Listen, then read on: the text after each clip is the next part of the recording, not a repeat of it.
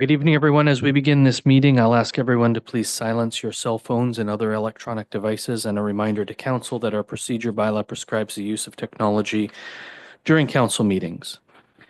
It is 6:30 p.m. I'll call this meeting of Brighton Council, our planning meeting, to order. And I'll begin with an acknowledgement that this meeting is taking place on the traditional territory of the Mississauga and Anishinaabe, now of Alderville. We honor their deep-rooted connections to this land and recognize the historical significance of their contributions to our community. As we engage in discussions about land use, affordable housing, and strategic planning, we commit to respecting the rights and perspectives of Indigenous peoples. We strive to work collaboratively towards solutions that benefit our community while recognizing and valuing the cultural heritage and ongoing relationship of Indigenous nations with this land. Let us work together towards a future that promotes equity, sustainability, and justice for all. And before I move to approving the agenda or altering the agenda in tonight's case, I do want to announce that I'm thrilled to be able to share the news that the Municipality of Brighton has been awarded almost $35 million in housing enabling water systems funds. This vital funding will play a crucial role in modernizing our wastewater infrastructure, a key step in unlocking new housing opportunities for our community, and finally fixing our ammonia exceedance problem. This investment is a testament to our commitment to growth and development in Brighton and to the environmental stewardship that we know all too well is an important component to who we are here. By upgrading our wastewater systems, we not only ensure the reliability of a critical service, create a foundation to support future housing developments that will allow us to better meet the needs of our residents and accommodate our growing population, and meet our environmental commitments. I extend my sincere thanks and gratitude to Minister Surma, the Minister of Infrastructure, our provincial partners, and in particular MPP David Pecuniary, for recognizing the importance of this initiative and for his support in helping us realize our vision for a vibrant and sustainable community. This grant will enable us to move forward with the new mechanical sewage treatment plant to enhance Brighton's urban Brighton's quality of life while contributing to the overall health of our environment and protecting the broader tax base. Together, we are taking significant steps forward toward building a brighter future for all the residents of the municipality. That's some good news, everybody.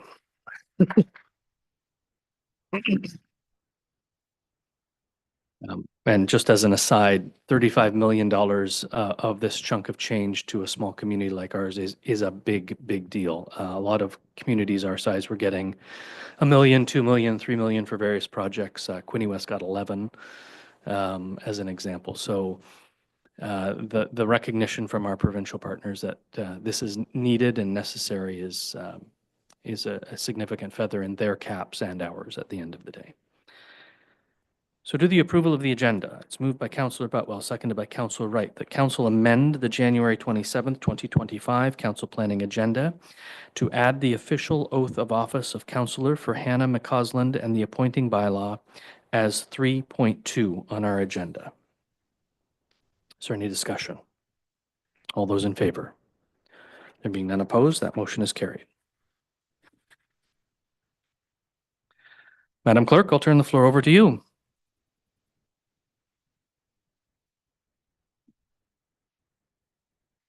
Hi, Hannah. Hi. You get to do your declaration of office now. Okay, so I'm just going to have you read. You start right here and you read all the way down and then we will sign. I will truly, faithfully, impartially exercise this office at the best of my knowledge and ability.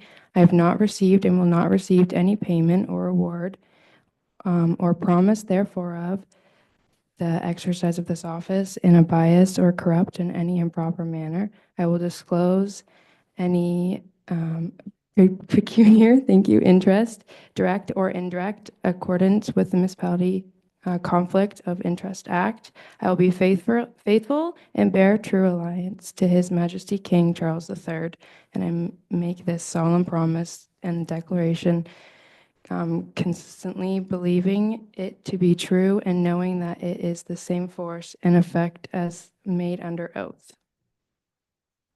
Good.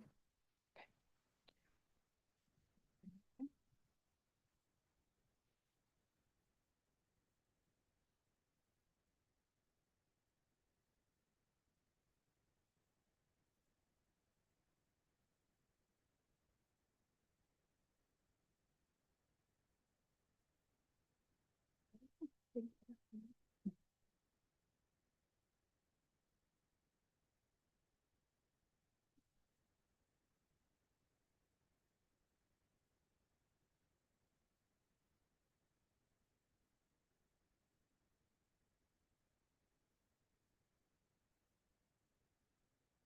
just wanted to say a quick little few words. I just wanted to say thank you very much for this opportunity.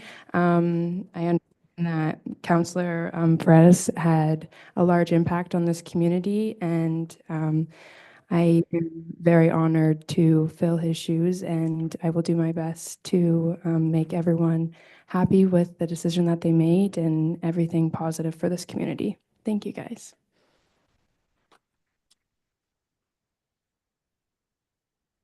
Thank you, Councillor McCausland, and welcome to Brighton Council.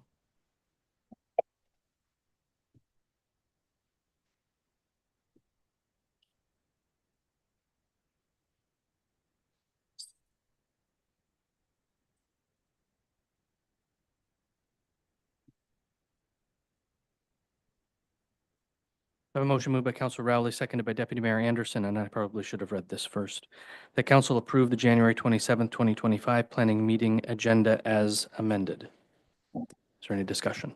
Those in favor? Being none opposed, that motion's carried. Members of Council, have you any declarations of pecuniary interest? And if so, please state the general nature thereof. Madam Clerk, have you had an opportunity to discuss pecuniary interest with our new member of Council? You have had that discussion, Councillor Wheeldon?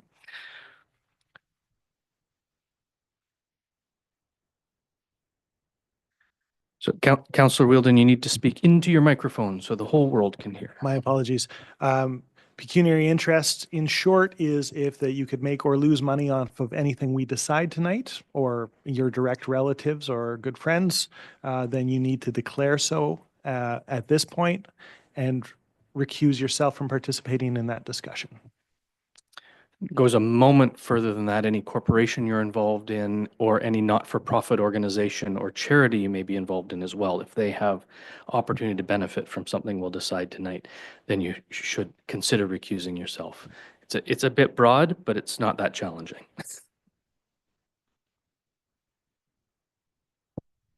Since we're talking about development and housing, should I remove myself because of my mother in real estate? No. Not unless you're aware that she has a direct, if one of her clients is here and she's Okay. representing them at the table, then yes, Okay. maybe you should consider that. But at the end of the day, when you see an agenda moving forward and have that question, you can reach out, well, first to your mom, make Right. sure that she's involved, but then to our integrity commissioner, who will offer you advice on whether you should declare or Okay. not declare. Okay. Okay? Okay. Thank you. And the clerk will give you all of that information. And for council's information, we're going to do a little refresher for everybody. I think it's a good idea. We've been at this 2 years, but never hurts to have a little refresher. And of course, we have at least one member of council who could probably use a little training. So we'll bring in the integrity commissioner or a trainer of some sort and offer some council training, maybe some council staff relations training. Yeah, perfect. Thank you. Okay, so I'll ask again just for fun. Any declarations of pecuniary interest, and if so, please state the general nature thereof. And there are none noted, Madam Clerk. Council will hear one delegation. We're moving into delegations now. Council will hear one delegation this evening. Delegates have 10 minutes to provide council with their information. It is noted that language, content, and conduct must always remain respectful. Council will be provided with an opportunity to ask questions of clarification from the delegation representative based on the information that they have presented. Council is reminded this is not an opportunity to engage in debate with the delegate nor advance a public policy decision. Delegates are reminded that council does not make decisions during the delegation portion of this evening's meeting. So our delegation is Mr. Segal from Segal Construction, and he's coming in on Zoom, I understand. So Dan, are you there? Yes, can you see me? We can. Hi, how are you this evening? Thanks for inviting me to council this evening. My name is Daniel Segal. I'm a builder from Segal Construction, and I'm here this evening to discuss municipal housing development as it can relate to attainable home ownership. So in 2025, we were faced with a lot of challenges and tribulations so far, with the threat of tariffs, high interest rates, lots of developers are going out of business and the housing market is pretty much crashing as we speak. I wanted to come to you this evening to discuss how municipalities can address housing without necessarily taking on too much risk. So historically, attainable housing has been built twice in Canadian history. That was the wartime housing boom during the 1930s and 40s. And then after that, there was a period between the 70s and the 80s where a lot of housing was created. These housing units generally were modest in their form. The goal was to put a roof over somebody's heads and make it affordable. Since then, we've really diverted as a society towards building fancier, expensive houses. And now, as the baby boomers are retiring and looking to downsize, we are presented with an opportunity to once again create attainable housing. I know a lot of seniors who might have their houses paid off, but they might have multiple bedrooms they don't need, are looking to downsize. And frankly, the houses that they're looking for may not exist currently on the market. And so what I'm hoping to do with this delegation is to present some solutions that the municipality could participate in through a municipal housing corporation, or else by giving land to community land trusts to build the missing middle. So we're all aware that the upper tier municipality is responsible for housing right up to red geared to income. After that, it's up to the private sector to make the housing. However, it's my understanding that the housing that is needed, frankly, doesn't exist. And if it does exist, it's probably too expensive.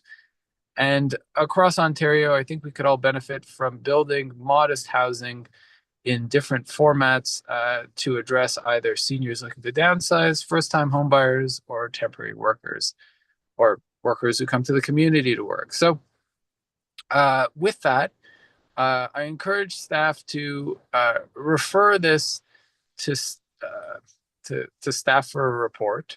And I also encourage staff to consider taking surplus land and giving it to community land trusts. I say this because community land trusts are in a unique position to maintain the affordability of homes through one of their mechanisms that adjust for basically when somebody sells a house. The person who sells it doesn't get the full amount of the sale price. A portion of that goes back to the community land trust to make the next buyer able to acquire the land or the house at an attainable price. And that cycle continues, ensuring that the next buyer is able to purchase something affordable, and it prevents speculation. So I think it's a great option that we all could learn from. And so with that, if you have any questions, I'd be more than happy to answer them for you. And I thank you for your time this evening. Thank you, Mr. Segal. I will open the floor to members of council for any questions they may have. Councillor Wheeldon. Thank you, Mayor. And through you, looking at your website, I see that you make prefabricated ADUs. What's the market for ADUs like in this region? Well, so traditionally I've been stick building, but recently I've been working with a bunch of prefab builders because I realized that it's a cost issue, not anything else. And I think that it's cheaper to build houses in a prefabricated format than bringing the materials and labor to site, place to place. The market for ADUs has been challenging over the past 2 years as the cost of capital has been way too high to make a lot of projects pencil. Hopefully we'll get a rate cut on Wednesday that will further make ADUs financially viable. And then finally, CMHC's $80,000 secondary dwelling financing that came out last week, I believe it was, certainly will help the adoption of ADUs. Thank you. Thank you both. Anyone else with any questions or clarification? Mr. Segal, have you happened to reach out to the County of Northumberland and had this discussion with the workforce housing folks there? at this point, I don't think I've had that opportunity, but I will certainly do that after this meeting. I would recommend that, and I would also recommend staying tuned to Brighton's RFP process. I think, are we there yet, Director Walsh? I think we may be closer there after tonight's session. So there is very likely going to be an RFP issued for lands in the municipality of Brighton to engage folks like you in many ways. So I would stay tuned to the Brighton website on that as well. I will certainly apply once it's released. Very well, thank you. Anything else from members of council?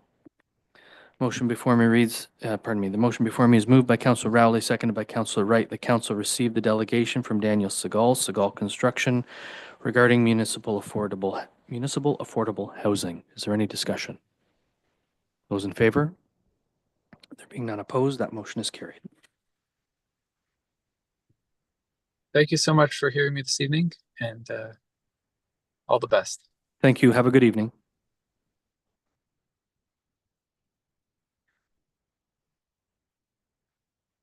You're all welcome to stay for as long as you want, but there's no, there's no requirement.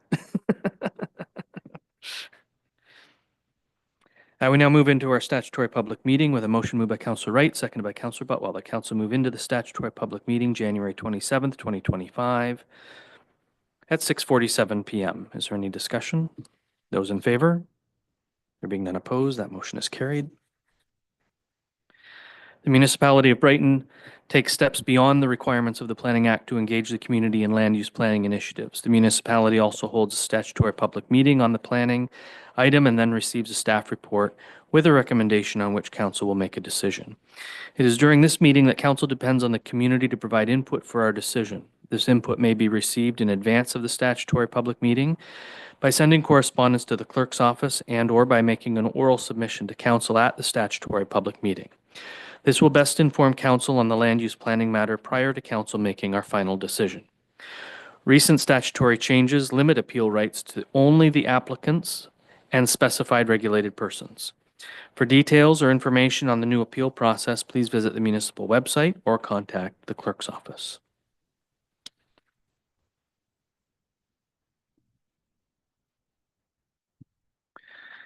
Now, the first item in our statutory public meeting is a consent application, B15 2024, 739 Smith Street. The purpose of the public meeting is to request a decision from council on a consent application. And Mr. Warren, by what method and on what date was notice of the consent application given?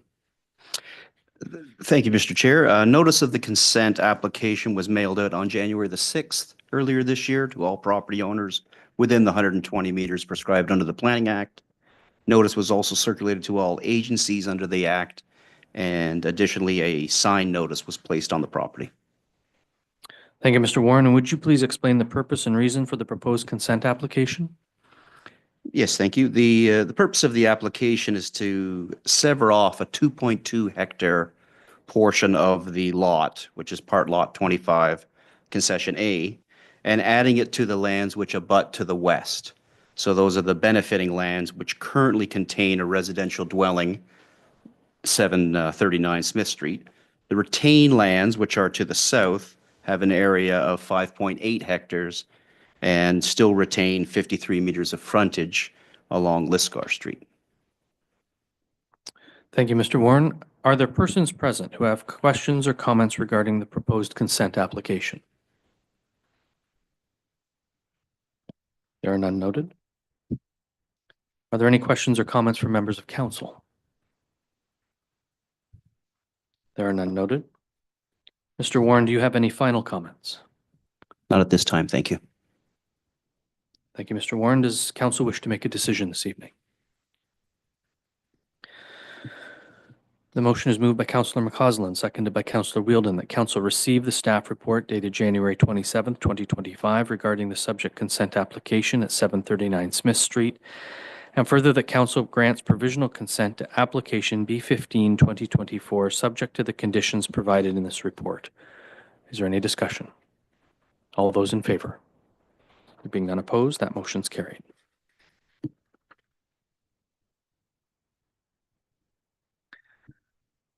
Next is a consent application B16 2024, 12 Singleton Street. The purpose of the public meeting is to request a decision from council on the proposed consent application. And Mr. Warren, by what method and on what date was notice of the consent application given?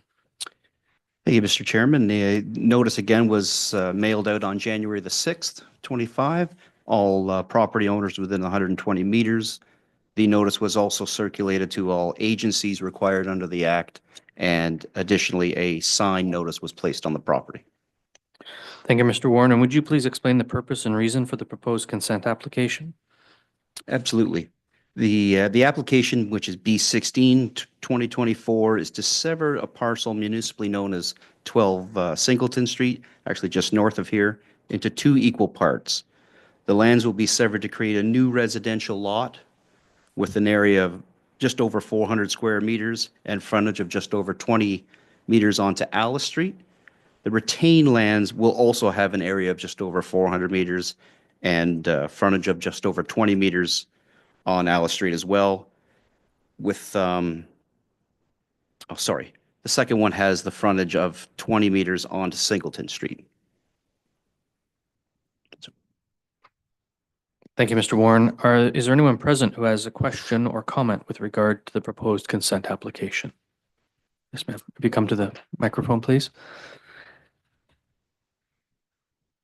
We'll get you to write your name and any other info the clerk requires and state your name for the record before you speak, if you will, please.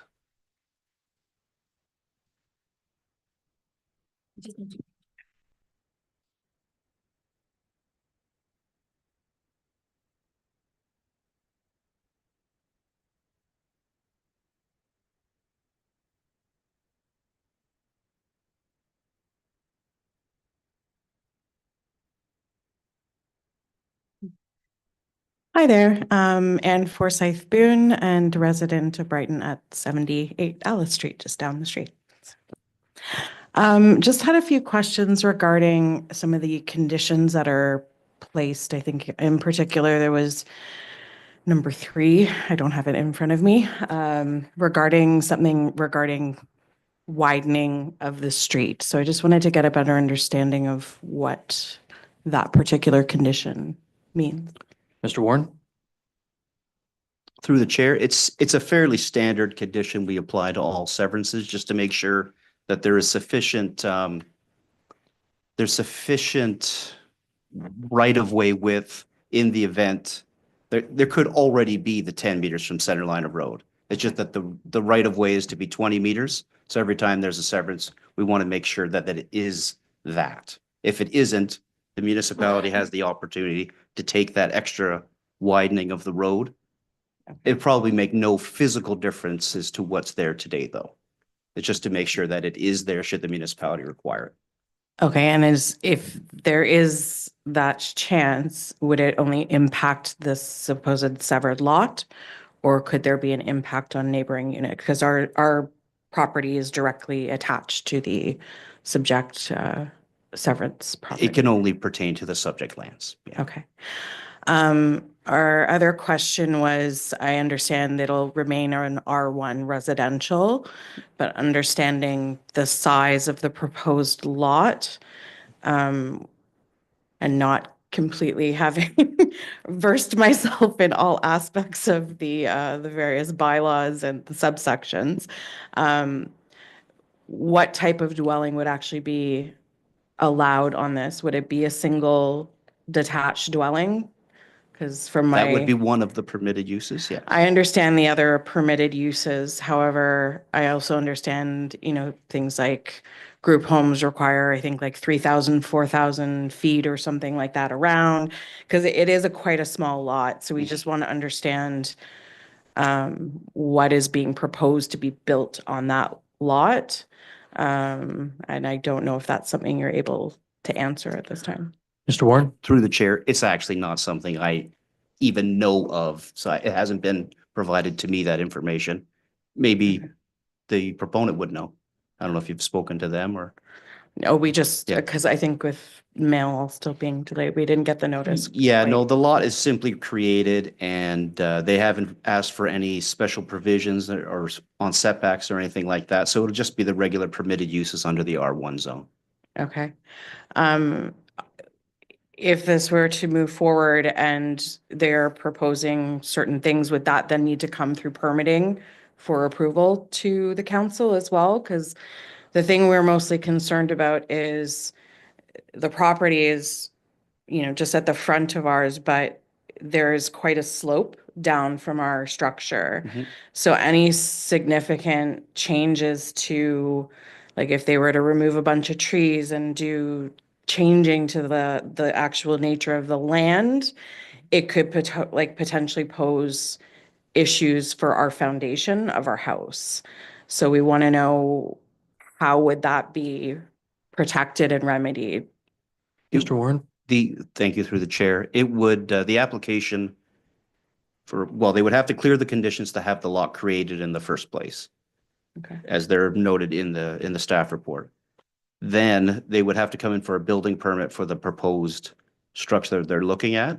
And those are some of the things that we would look at. So building officials, engineering and planning would all look at it to make sure the setbacks are appropriate Okay. and meet the zone requirements.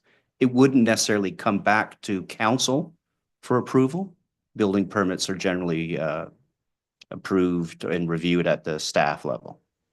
Okay, so they would need to provide engineering reports to show that it would not have an impact on Absolutely. our land, or if it did, what they were proposing to remedy. Yes, through the Like chair. if And they they were gonna would, put in a retaining wall or something like. no, they Just would wanna make have sure to my meet- house isn't gonna collapse. They would have to meet, basically, when you develop a lot, you have to meet the existing grade at every edge where it hits another property. You simply can't have your grading change somebody else's, Okay. in a nutshell. Okay, thank you. Thank you. Sorry, is there anyone else present who has a question or comment with regard to the proposed consent? So I'll ask if there are any members of council with a question, and I'm going to start with, could you just take us, this is zoned R1, Mr. Warren? Yes, it is. And there's no proposal on the table to change the zoning? No, there is not. Could you just take us through quickly, high level, what is permitted in an R1 zone? I couldn't off the top of my head, no. Councilor Wheeldon? I just pulled it up. I'm looking through it. Just got to find the right page. There's a little chart there somewhere, right? I could, Councilor Wheeldon has it on his iPad. I can find it soon enough, but I don't know it off the top of my head. I apologize I'm not trying to play gotcha games, Mr. Warren. So in general, Mayor, the R1 zone is the lowest density residential zone. And so almost every R1 lot in town has a single detached dwelling. Uses, residential zones, table 1, permitted uses. All of our residential zones allow for an additional residential unit, as we were talking about earlier tonight, sometimes called an ADU. Apartments are not allowed in R1. Single detached dwellings are, semi-detached are not. Duplexes are allowed in R1, but triplexes, fourplexes, and row houses are not. Bed and breakfast is allowed, but a boarding or lodging house or convenience retail store are not. A group home is allowed under certain circumstances that are extrapolated later. Home occupations are allowed in all of our residential zones. Home industries are not, except in one. Nursing homes, personal service shops, and private clubs are not allowed in R1. Private home daycare is, shared housing is, and retirement home is not. Thank you, Councilor Wheeldon. Appreciate that. I just wanted to give a sense of what we might be seeing come to that fairly small lot in downtown Brighton, and get a sense of whether, we're permitting something by accident or not, from a larger perspective. But what I think we're probably looking at is a single detached dwelling, maybe a garage or an outbuilding, and under provincial legislation, we're required to permit additional dwelling units pretty much everywhere all the time now, which is not necessarily a bad thing if you have folks who need houses or roofs over their heads. Any other questions from members of council? Councilor Rowley. Thank you, Mayor. I think one of my questions go along the same line as the lady who spoke a few minutes ago, and it has to do with setbacks.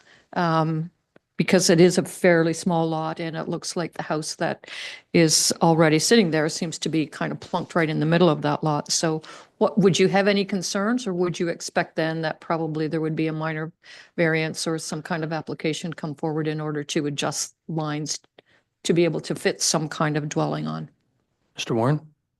Through the chair, all I can report is that that was simply not requested. There should be no problem meeting the setbacks that are there for the existing dwelling or the one that's proposed. Thank you both. Anyone else? Mr. Warren, do you have any final comments? I would just sort of reiterate that both the severed and the retained lands do meet the lot area and lot frontage for the R1 zone. Thank you, Mr. Warren. Does council wish to make a decision this evening? Motion before me is moved by Councillor McCausland, seconded by Councillor Butwell. The council received the staff report dated January 27th, 2025 regarding the subject consent application at 12 Singleton Street. And further, that council grants provisional consent to application B16 2024 subject to the conditions provided in this report. Is there any discussion? I would like to thank staff for not making me read every single condition anymore. That's very kind. All those in favor? There being none opposed, that motion's carried.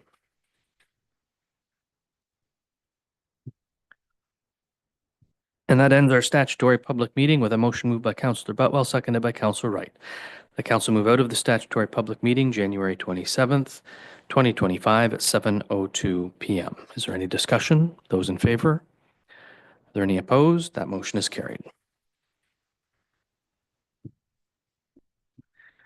Moving into planning and development reports, our first report is part lot control exemption, application number PLC 03-2024, Hamilton Woods, Block 36, Plan 39M 959.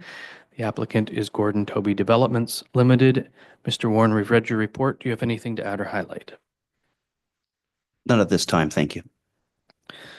Thank you. I have a motion moved by Councillor Wheeldon, seconded by Councillor McCausland, that council receives the staff report regarding an application for part lot control exemption as submitted by Gordon Tobey Developments Limited pertaining to Block 36, Plan 39M 959.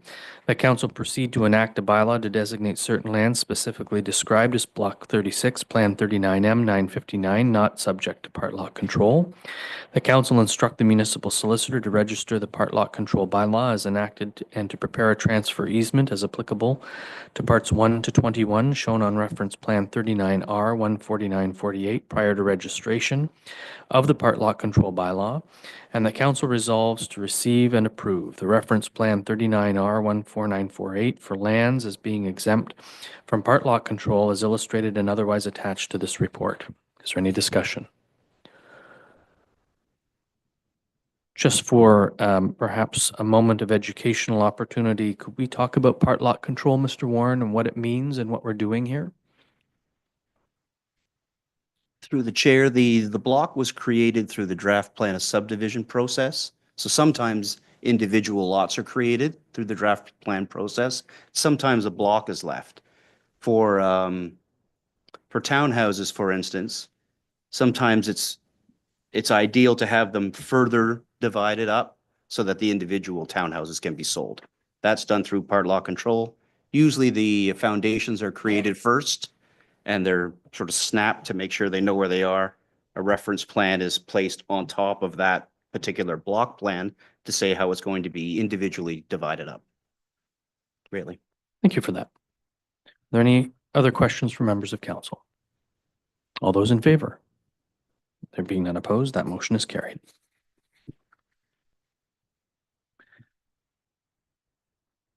Next report is the Municipality of Brighton Strategic Plan 2023 Status Update, CAO. We've read your report. Do you have anything to add or highlight? Not at this time, Mr. Mayor. Thank you. I have a motion moved by Councillor Wright, seconded by Councillor Butwell, that Council receive the Municipality of Brighton Strategic Plan 2023 status update for information. Is there any discussion? Councillor Wheeldon. Thank you, Mayor, and through you. Love to see all the progress that we've been making. It's wonderful. There was one thing that jumped out at me, and I realized afterwards that it was just a matter of terminology. We have under C8, develop asset mapping that includes social and natural assets. And the comments here are about GIS. And I love GIS and I love assets, the asset management program that we have. We're doing a great job with our plan there. But when I talk about assets in a social sense, I'm not talking about physical assets such as the ones that are noted in our GIS. I'm talking about assets such as what are the clubs in town and what kind of services do they provide to the general community? What other institutions are there, like churches or warming rooms for a blustery night like this, or any number of other things. So sometimes in the nonprofit world, we talk about asset mapping in terms of developing a conceptual map of the things that make a town into a community. And that's definitely outside the realm of public works and municipal planning, but it is something that I was definitely talking about when I asked that we include this in the strategic plan. So I don't know if that's something that we can even do necessarily with the staff that we have. I know some municipalities have a community development department, which is similar to economic development, but actually quite distinct, because it's not talking about economy in that sense. It's talking about community. But in the absence of that, I'm not sure what we can do along those lines. But I do think that in the past, we've talked about wanting to ensure that we have social sustainability as well as environmental and economic sustainability. And in order to do that, we need to know even what we have to work with. So that was the one comment I wanted to make about that. That was C8. Thank you. Thank you, Councillor Wheeldon. And just before the meeting, I was chatting with the CAO and suggesting that perhaps we should have a broader, not just a report on in a meeting, but a meeting about updating the strategic plan. Where are we at? What have we missed? We're halfway through now. What have we got done? A lot. We've actually checked a lot of boxes here, and we're making some significant progress. So thank you to staff for that. But there may be things that we'd like to. Well, we've got 2 more years left. There may be things we can get in here. There may be things we want to alter, dates we want to change, things like that. Councillor Wheeldon. At the last meeting of the Strategic Planning Committee, we determined not to close that committee, just wait for this eventuality. At that meeting, I was also made chair. So would you like me to call a meeting? Well, perhaps as the mover, Councillor Wright, and seconder, Councillor Butwell, we could refer this report to the Strategic Planning Committee and have them report back to council.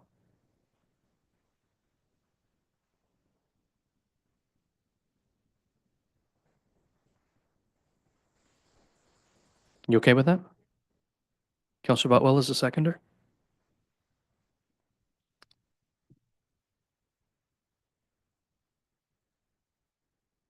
Councillor Rowley, you had your hand up. I do. So I'd like to make maybe 2 comments, just starting on this strategic plan. Is this not maybe something that council should sit down and look at first, and then send maybe some recommendations over to the strategic planning committee that they could kind of research and review some of what our wants and needs might be? I would, not to put words in the chair's mouth, but I would suggest that the chair of the Strategic Planning Committee would be more than happy to receive the input from members of council. Right. So do you want that? Should we have a wholesome discussion with all of us to do that before, or do you just want us to send stuff across the table? I think it's best to send it across the table. The planning committee will come back to council, and then we can have the more wholesome discussion. Okay. So I have another comment I'd like to make, and Please do. based on Councillor Wheeldon's C8 in A4, there is an assess needs for a social development strategy. So I think maybe there might be something underway there. I do have another question as well under A3 regarding reception area upgrades for accessibility. I'm assuming that's something that we will discuss during budget. CAO? Through you, Mr. Mayor, yes, it's absolutely identified in the budget that the request that is made for funding for council approval. Thank you both. Councillor Wheeldon? Thank you. While we're talking about A3, I said at our last accessibility committee meeting that I will absolutely be asking for the funding that I asked for last year for making sure our facilities are accessible again this year. So watch for that. Thank you for the warning. Anything further from members of council? All those in favor? Any opposed? That motion is carried.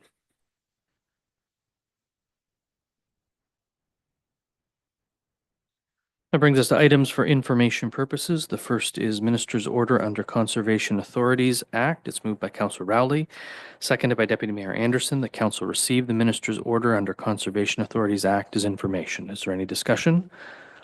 All those in favor? There being none opposed, that motion is carried.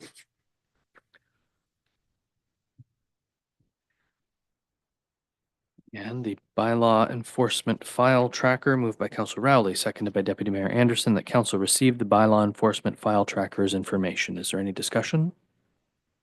All those in favor? There being none opposed, that motion is carried.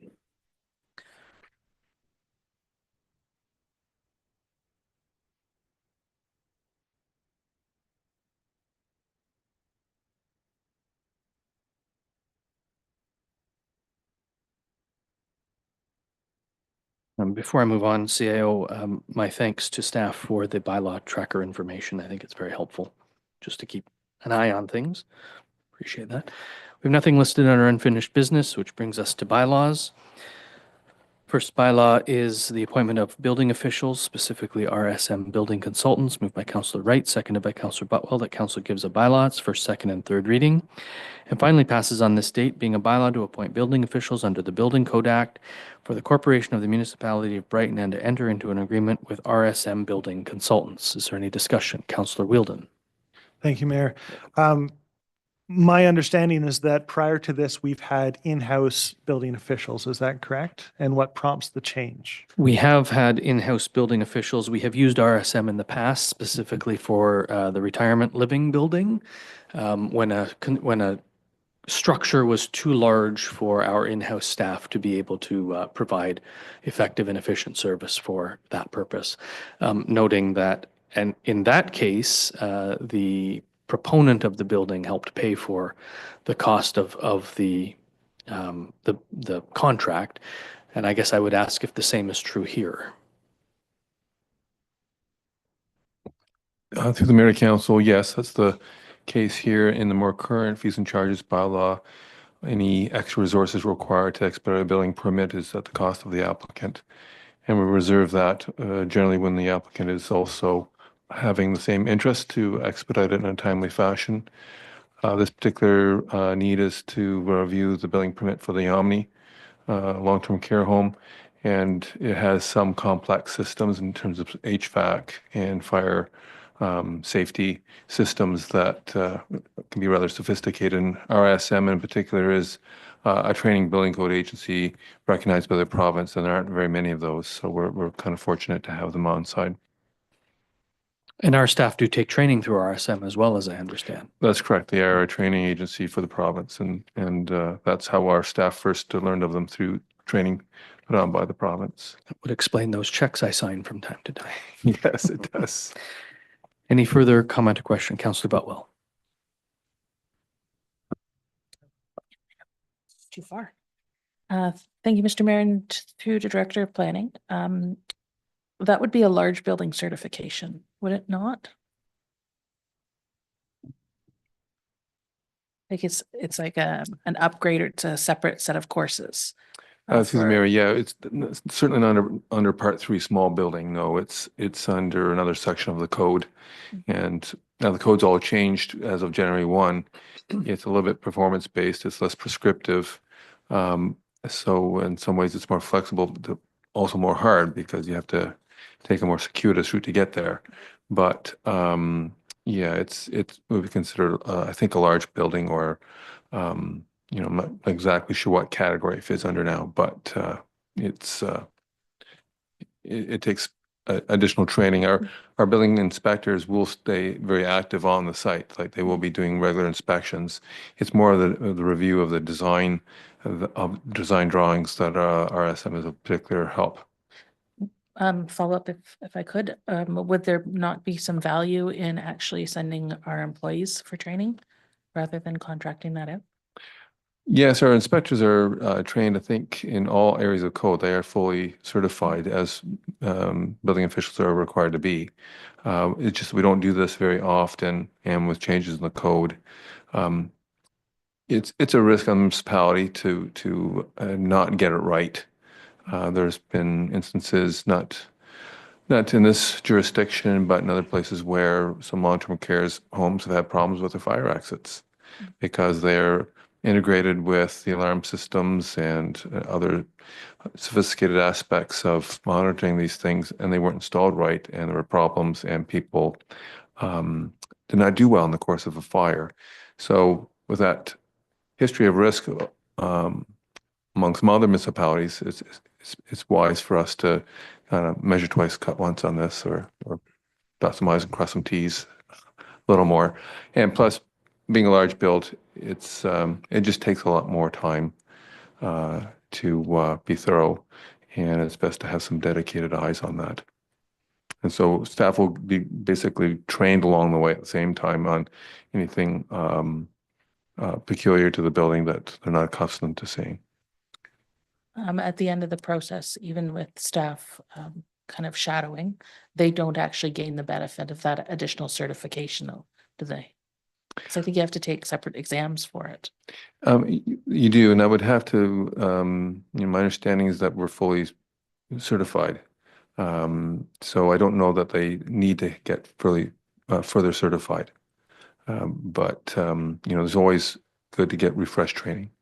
And if I may ask, what would be the estimate of the value of this contract? I know that there must have been some forecasting done, and I think I quickly read 175 an hour. I think that was one of the costs. Like, so what is the kind of the budget item for this? Well, it's 178,000 square feet, depending how you calculate it, whether you include the balconies or not. And the total cost of construction estimate, I didn't crack that part of the file. Okay. Yeah. Okay. But I think I did relate that number once before. I can dig that up and share that through email. I would just be curious in seeing that. I Yes. always like the idea of kind of educating and growth from within. Yes. And if there is going to be these contractual costs that could be done in-house, and at the same time, the staff that we have being able to not practice, because you don't want to practice on safety, but being able to reach their potential would be, I'd like to see that. I'd like to see us continue to train and engage and give additional opportunities. I to like our that, staff. yeah. And I do encourage that as well. And there is a good dynamic of communication back and forth with RSM. So I think, I think it's safe to say that that does happen. Okay, thank you. Thank you both. Any other questions from members of council? All in favor? Being none opposed, that motion is carried. Our next is a bylaw with regard to part lot control. It's moved by Councillor McCausland, seconded by Councillor Wheeldon. The council gives a bylaw. It's first, second, and third reading, and finally passes on this date, being a bylaw under the provisions of Section 55 of the Planning 50 Sub 5 of the Planning Act, RSO 1990, Chapter P 13 as amended, designating certain lands situated in the municipality of Brighton, specifically described as Block 36, Plan 39M 959, not subject to part lot control. Is there any discussion? All in favor? Any opposed? Motion is carried.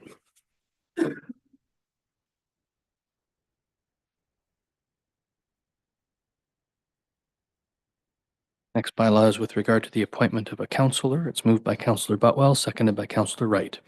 The council gives a bylaw its first, second, and third reading and finally passes on this date, being a bylaw to appoint Hannah McCausland as a council member of the Municipality of Brighton for the duration of the 2022 to 2026 term of council. Is there any discussion? Those in favor? Are there any opposed? The motion is carried.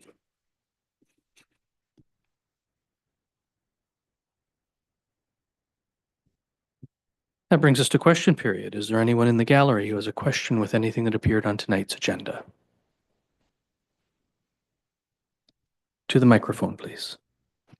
Question period is an opportunity for members of the public to ask questions about items that appeared on this evening's agenda. Members are asked to state their name for the record before asking their question. A maximum of 5 minutes is set aside for question period. Language, content, and conduct must remain respectful at all times. Questions will be received and answered by the mayor or by a member of council or staff if designated by the mayor. You have the floor. Thank you. Corinne McKenzie. Just a question about the inspectors. Is that for large projects that's being brought on, or I didn't quite understand. Is that for large scale developments? So this is the second time we've entered into an agreement with RSM. The first time was for the Yes. retirement home on the west end of Brighton. And this will be for a long-term care facility up on near Dundas Street. Okay. So it is for a large, Okay. I went over my minutes. I didn't make that announcement.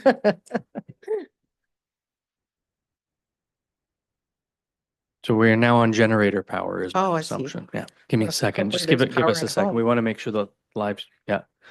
Yes. If there was a glitch in the matrix, for those of you who are joining us on YouTube, the power has gone out here at 35 Alice Street, but thanks to modern technology of backup generators, we're back with you. That was the only question I Okay, had. thank Thank you. Any other Mayor- questions for members of the gallery? Mayor, if I just might back up, the estimated value of the construction of the Omni long-term care home is $76 million. Could you say that again, please? The estimated project value of the construction of the Omni long-term care facility is $76 million. Just a tiny investment in our Yes, small community, yeah. Joking to anyone from Omni who might be listening, we're grateful for your investment in our municipality, of course. So our next step is to proceed into a closed session if council wishes to do so. But before we do that, I'm going to take a 10-minute recess. It is 7:23. We will reconvene at 7:33 p.m. sharply if we can, please.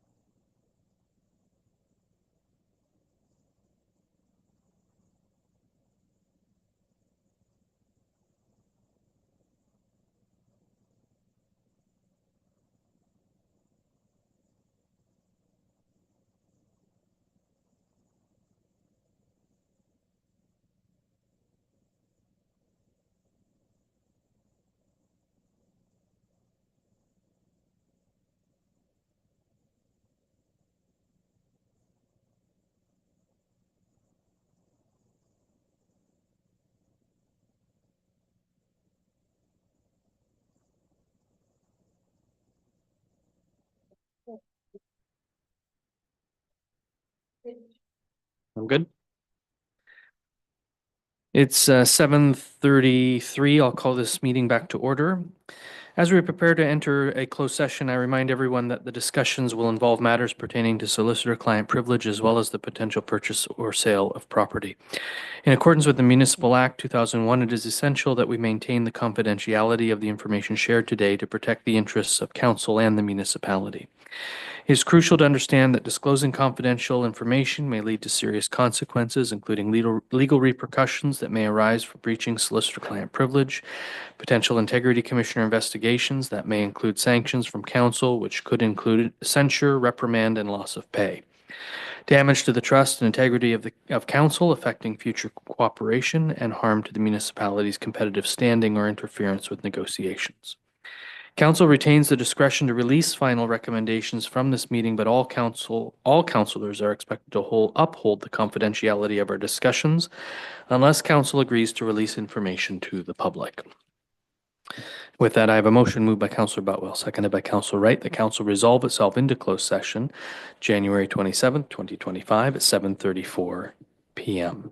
Pursuant to the Ontario Municipal Act, RSO 2001 as amended, subsection 239(2)(c), a proposed or pending acquisition or disposition of land by the municipality or local board, establishing a large employment area and land banking proposal, and E, litigation or potential litigation, including matters before administrative tribunals affecting the municipality or local board, specifically OLT 24000093, update remotion for costs. Is there any discussion? All in favor? Any opposed? That motion is carried.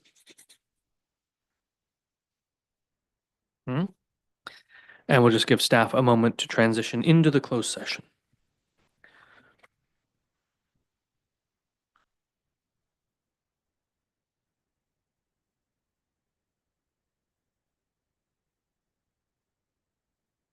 Not you, the other Ron. Good.